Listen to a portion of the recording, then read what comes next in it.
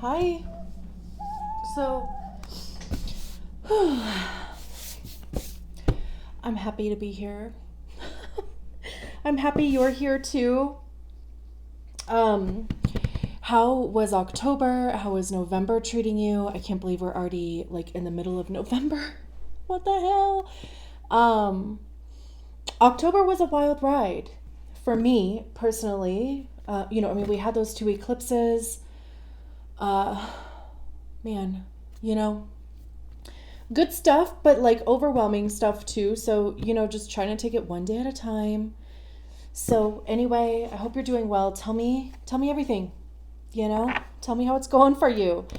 This time around, I don't think I've ever used this deck on this channel. Um, it was one of the, not first, not it. I got it sooner than I probably should have because that's how I roll.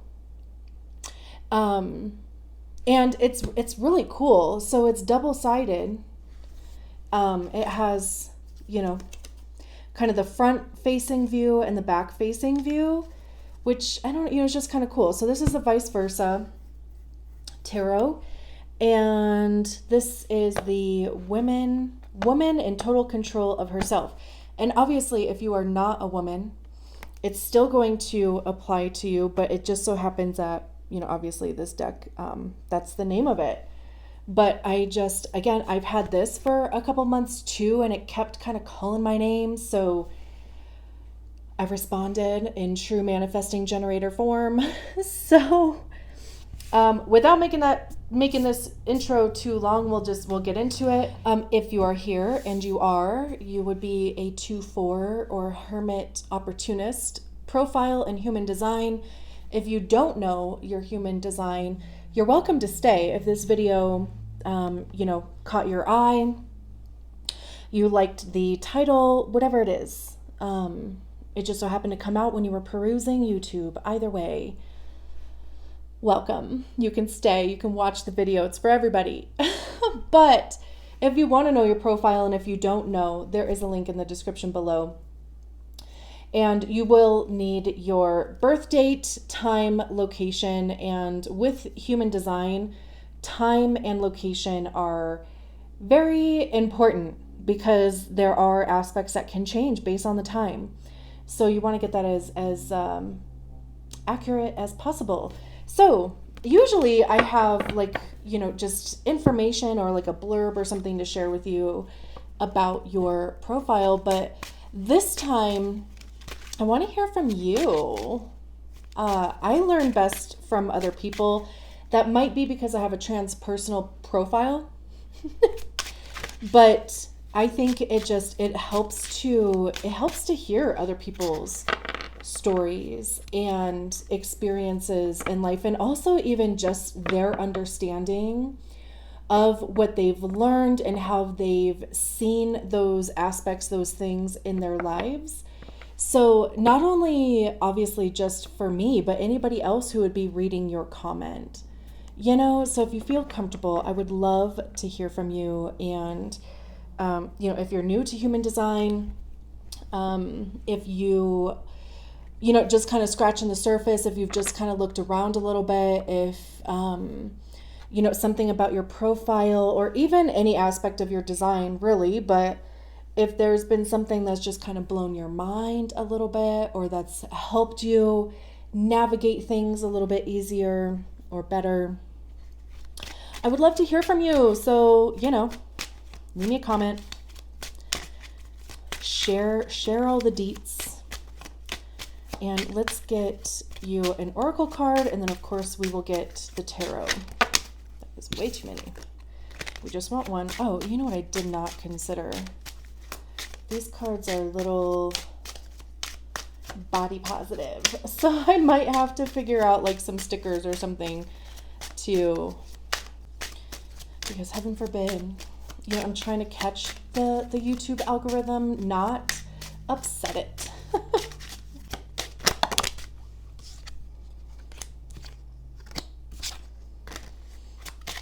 Just one card for our hermit. We have the Devouring Mother very interesting. I mean, we're going to read from the book on these two. And of course, we'll get the rest of your tarot cards out. This has a Medusa vibe to it. Just, you know, the snakes in the hair. 27 breaks down to a 9. You know, I mean, Medusa is the whole turning, is it just men to stone? If they look at her. Maybe you're just kind of going through this thing about not wanting to be perceived. Maybe you're in hermit mode right now, or want to be. Now with these, what I want to say is that I'm going to take them however they fall out. So I'm not going to flip them over. I'm going to take them the way that they turn out, since again, you know, there's images on both sides. I'm going to take the image that it's showing to us.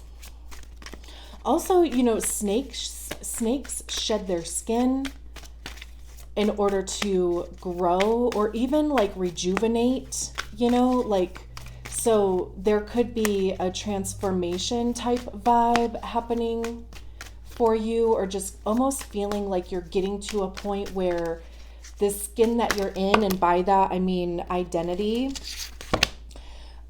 is not quite, you know, it's changing, right? So we have the Ace of Swords, the Six of Wands, hell yeah, this is good stuff so far.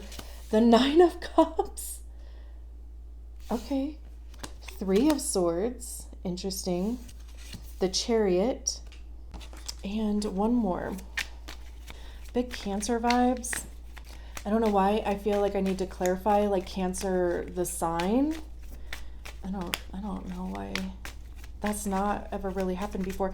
And what's interesting too is that there's this 6-9 on their cape back here, which is obviously, you know, where I got that Cancer vibe from. But then we have 6-9 here. This broke down to a 9. And another 6.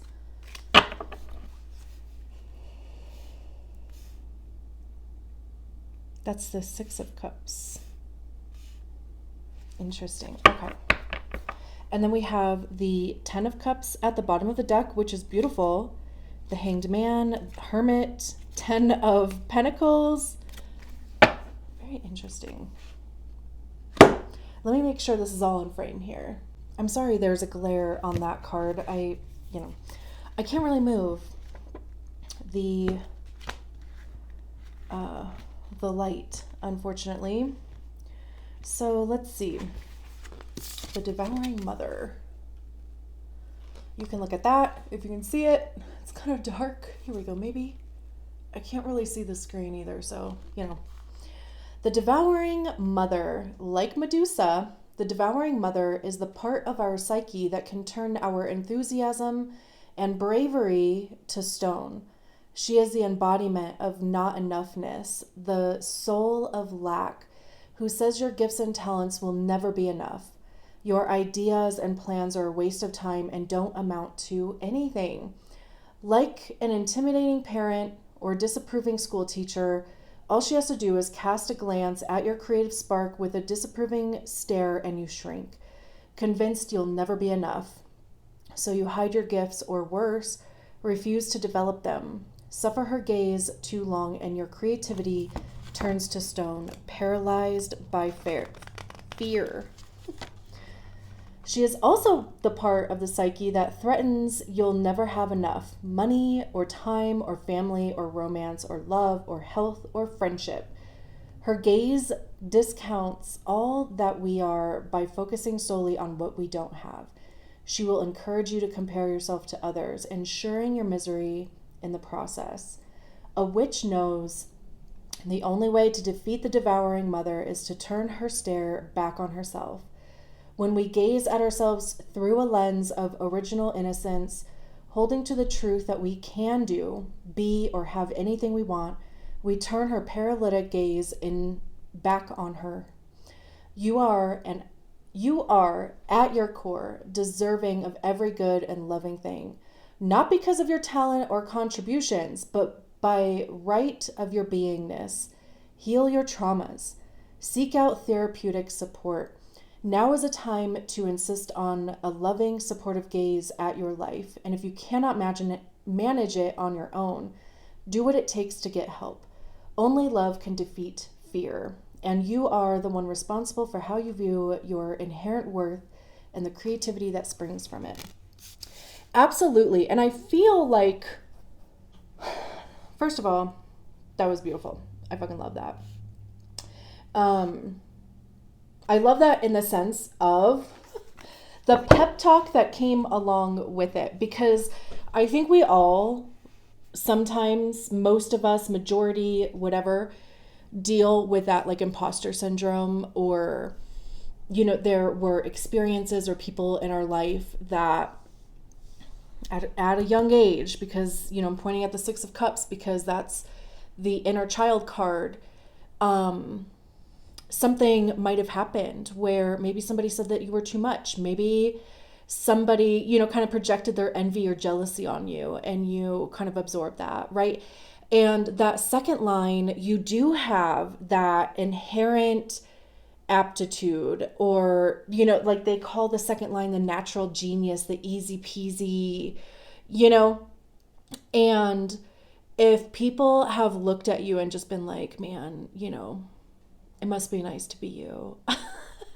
Things come so easily to you, or, you know, it's so effortless for you to do whatever it is that you do or want to do or have an interest in or whatever.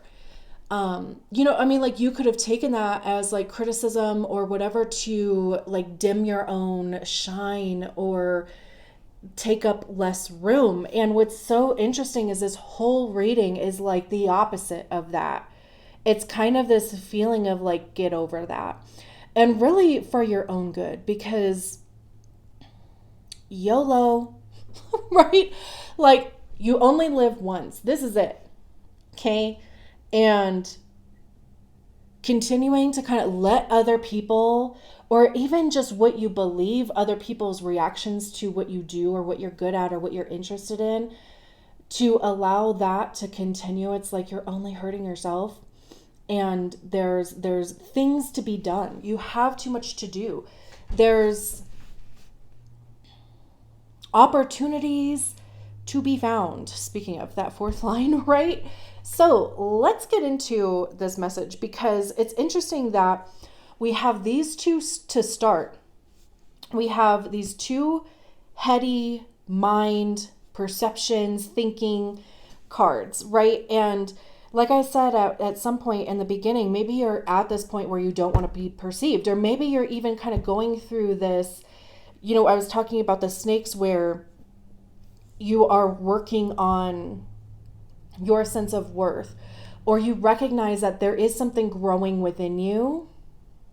Maybe it's a growing interest. Maybe it's, you know, like a just whatever, spiritual, mental, physical, whatever it is, that you're like, I know in order to manifest this thing or to step into that power of that thing, I have to shed the skin. I have to let go of this thing over here. And it seems like the energy is available to do so. And on the other side of it is this beautiful stuff. So we start with the Ace of Swords over here. And again, swords have to do with our thoughts, our minds, ideas, truth, honesty, but it's like divine truth, right? Like objective, the facts. It's also intellect, right? Like learning something new. It could be reading, you know, like it could just be discovering a new truth about yourself. Maybe even remembering a truth about yourself also, because it is an ace. So it's something new. Something new is coming in. And what's interesting, so on the other side, you know, is the nighttime. There's this eagle flying. So this kind of seems to be, there's a crown up here that's not present, you know, on the nighttime side. These cards definitely have like wear on them. I was trying to see if it would wipe off. But this crown, to me, it feels like crown chakra. Like there could be some sort of download, some sort of like, you know, higher conscious even like your higher self, like just this remembrance, this knowing, that something that is being dropped into your crown chakra. But that's just one, I mean, also, even just with the crown thing, it's like taking control. There's an authority aspect to it too, like being an authority in your own life and your own healing. It's interesting that it's paired with the Three of Swords, because the Three of Swords generally talks about disappointment, heartbreak, betrayal. But with it being swords, it's how those experiences have lived in your mind. Like, what is the mindset that you have around heartbreak? And just, if you have been betrayed in your life, if you have an experience where somebody, where did the word go? Somebody, I want to say disobeyed your trust, but that's not the word. Something, your trust. Somebody, it is not there. So, okay, interesting. I'm sure you know what I mean. So I'm going to move on. But your trust was broken, right? There's this flower or this rose on the ground here. It's raining. Also, there's these three swords that are piercing this shield here. So on the back side of this, there's this person here. And then I believe this is a carnation. But we're looking at it from this perspective.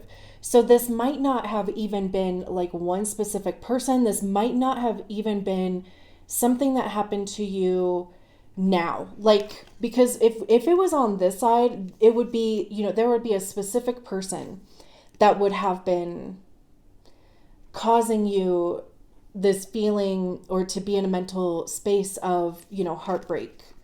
But since we're looking at this side, it could have just been like an accumulation of things. Because again, we have the inner child card out here on the table way at the end. But there is this energy about viewing something, like framing something in your mind differently. And it would be something, I also see swords as being the card of ego, because that's generally where we hear our ego is in our minds. And our egos are created by the stories that we attach to experiences, to feelings. And whether they're true or not, whether they were our stories or something that was fed to us. Because again, I think the book mentioned maybe, if somebody made you feel inferior, or if they made you feel like you were too much, right? Then that would be a story that was attached to you. And you somehow, kind of took that story as being part of your identity. And maybe you started taking up less space. Maybe you tried to be less, right? But you also know deep down that's not authentic. That doesn't feel good to you. You do want to express yourself in certain ways. You do have interests. You do whatever the case may be. So these pairings together, there's something new that you are discovering about some heartbreak, something that's been kind of following you around for the majority of your life, or it's at least a good portion of it. And what's interesting is, like I said, right, like after this happens, it kind of like frees up all of this energy over here. The Six of Wands is the victory card. It's success. Wands are about action, the motivation behind the actions that we take. I also see wands as being information, because that's what we get by trying things. We discover what we like, what we don't like, what works, what doesn't work, what stays, what goes, right? What do we want to continue to put our time and attention in, right? So when we get to the Six of Wands, that's about, they've come out of this battle successful.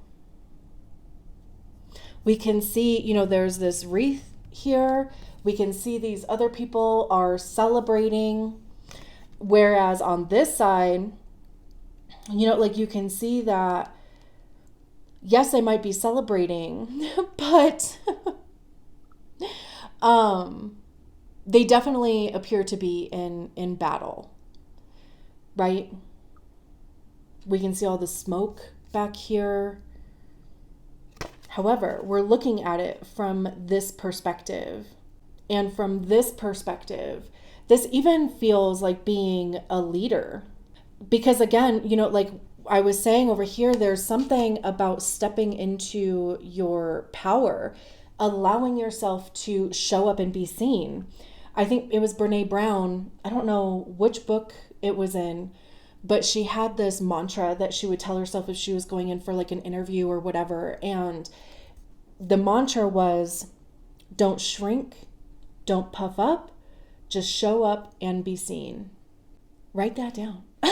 I did. And I used that shit for years.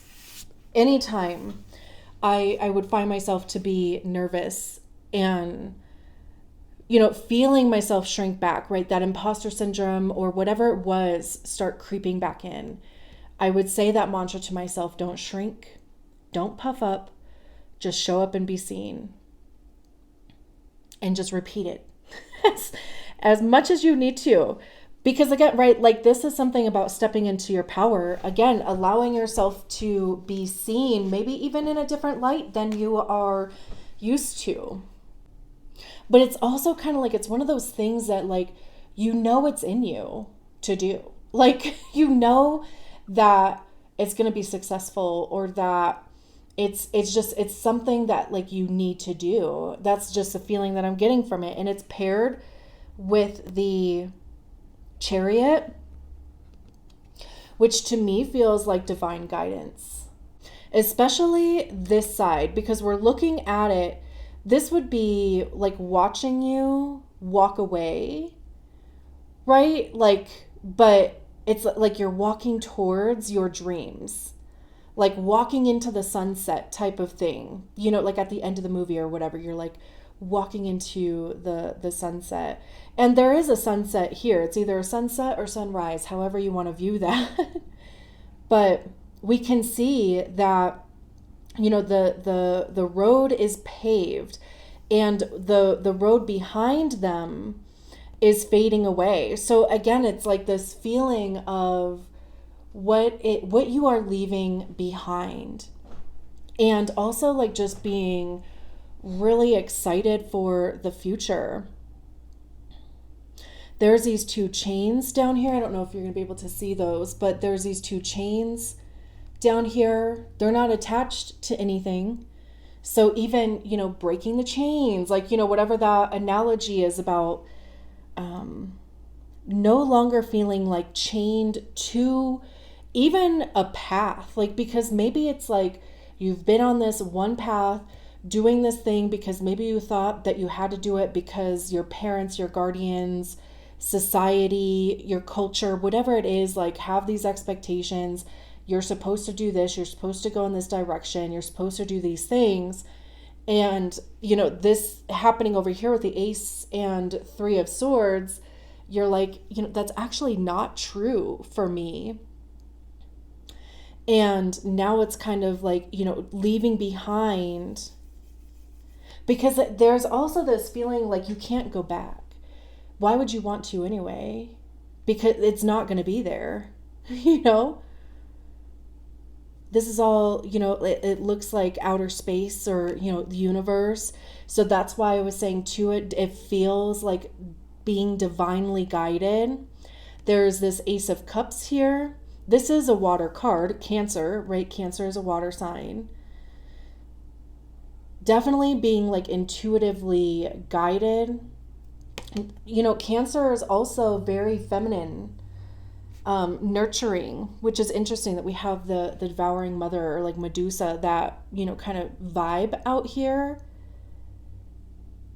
The Ace of Cups is this, reinvigoration, this rejuvenation of love. But not necessarily romantic, but just love for what you're doing, love for life, just kind of having that zest back in your life.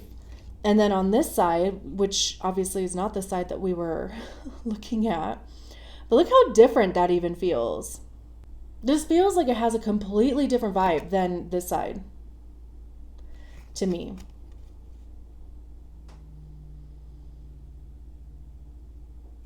So, moving forward, allowing your intuition to guide you. Again, that could be your strategy and authority, really even experimenting with that too. Because, again, it takes some getting used to. I haven't mastered it yet. Like I said, I'm a manifesting generator. There's still things that I'm learning, and I've been dabbling. There was about a year that I was like heavy taking courses, reading all this stuff. And then there was a year where I wasn't. And, so maybe it's even just like trying different things with your strategy and authority, because your strategy and authority is designed to help you navigate life with the least amount of resistance and the most amount of success. So, and then your profile is how you interact with those experiences. So again, right? Maybe it's just kind of playing around with that, getting more information on that. And then we have the 9 of Cups. And I also love how the 9 of Cups is coming after the Chariot card, and the 6 of Wands is walking towards the 9 of Cups, because the 9 of Cups is wish fulfillment. It's getting everything that you wanted.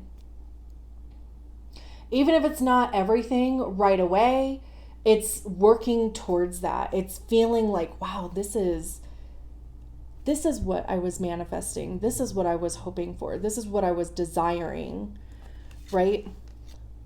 Because we can see this person standing there. There's 9 cups here, and they're just like, admiring it. There's a sense of pride there also.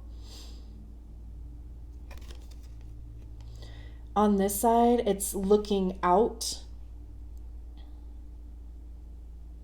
This one feels like this side feels like you would still be working towards it, because she could have the liquid to fill these cups in there. And it's like, maybe they haven't been filled yet, is kind of the feeling that I'm getting. But on this side, look at just even the background, right? It looks like this luxurious, house or castle, whatever that is. Abundance, right? There's an abundance of light in here. Is that gold, or is it just, like the candlelight? It's probably just the candlelight, but it gives you that vibe, right? And not to even say that, like you're looking to get like the biggest house you possibly can and coat everything in gold plate or whatever. That's not it. It's just a representation of like getting what you want and having enough of it, and even maybe an abundance of. It's also too about loving what you do, loving what you're spending your time in, loving what you're pouring your energy into, even loving, like what you're getting out of the thing, right? Like what is being poured into you, and, like just loving that even. We have the 6 of Cups at the end. Again, this feeling of like already arrived. This person looks a little jealous. I don't know, just their like body language. It's almost kind of like they're mad. But it's like they're mad that you got what you wanted, but you're like, there's these flower arrangements in this cup. It could be something creative. Because again, the 6 of Cups is the card of the past. It deals with nostalgia. It deals with inner child, our childhood. It's also about like acts of kindness. Like I keep getting this sense of like sharing beauty, which again, like it could be something creative. It could just even be how you're expressing yourself. Maybe it is like connecting with your inner child. Like, was there an expression that you wanted to manifest or create, but you didn't feel like you were too insecure? You know, maybe you wanted to dress a certain way or do your makeup a certain way, or, like maybe you wanted to create art in a certain way and just couldn't do it.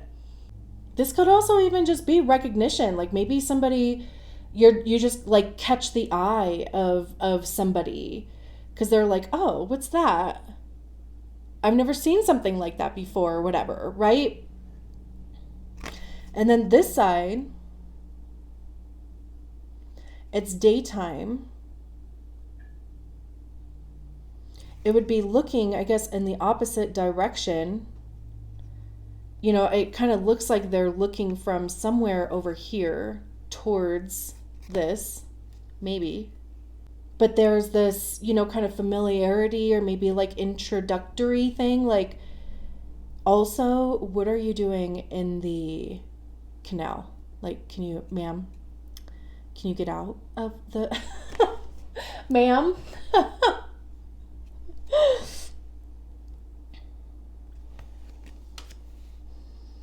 It's kind of interesting how 3 of these cards are daytime, 3 of them are nighttime.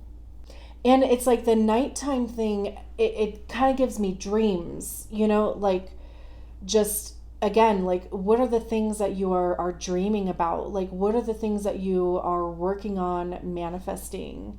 That's just the feeling that I get from it. And then we have the 10 of Cups at the bottom of the deck. I love a progression. So we go from the 9 of Cups to the 10 of Cups.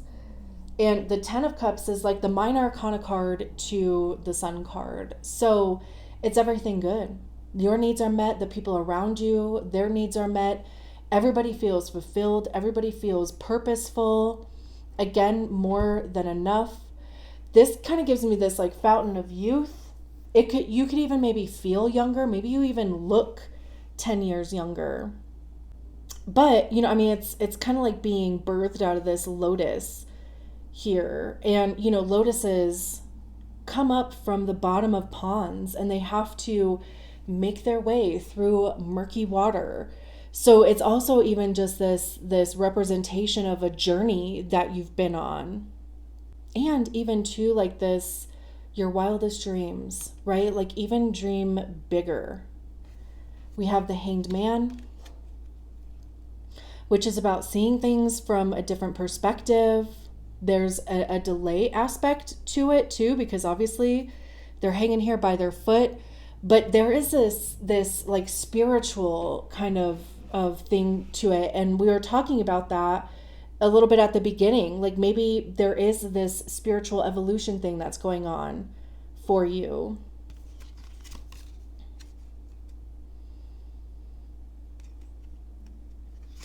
They're not stressed out. They're chilling. Again, it could even just be meeting somebody like randomly, because I'm just getting this feeling, there's this path here. Even on this side, there's these 2 people, but obviously we're not dealing with that side, but it's kind of like that you have to, the path that you're on or that you're going to be on now, right? With the Cancer card, with the Chariot, it's setting you on this course to where you will maybe meet up with this person. And it's kind of like they've been in suspension because they've been waiting for you to come along. Because that's just how life works, right? Like you don't intentionally have to do anything. You don't even have to worry about it. You can just forget that I'm even talking about this. But this is kind of that vibe that I'm getting, that you have to cross this person because you have to go around them, right? Like you have to go through this arch or this doorway, whatever this is. And in order to do so, you're going to meet them and you're going to help them down. Maybe you won't help them down. Maybe they'll just help you in some aspect. We have the Hermit card, which again is this vibe about like, the journey is yours. It's unique to you. And it's about following your own path. This card is also like very healing. It's about going within.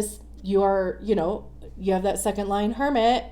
So it's even maybe just recognizing your own power again, right? Because there you do have an aptitude. You do have that kind of easy breezy, natural kind of thing going on. And it's just discovering kind of what that is. What are your interests? What do you like doing?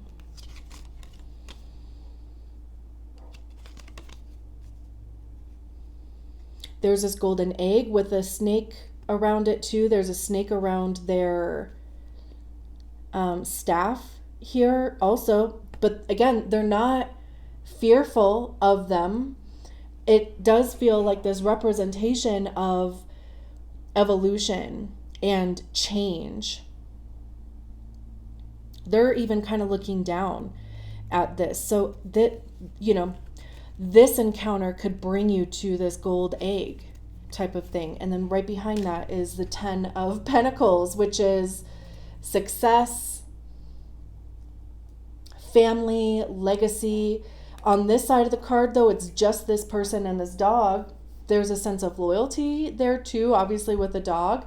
But it's reaching a place of like what your idea of success is. That's not to say you're going to be single or whatever. But like this side, there's these two people looking at this figure that's sitting in the chair. So we're the ones that are looking at this guy now. Pentacles having to do with our money, our time, our physical body. Tens being completion, basically. So it's reaching that pinnacle. It's reaching the top of your mountain, basically. I love this. This was a beautiful start to this series of readings. Thank you so much for allowing me to read your cards. I will talk to you soon. Bye.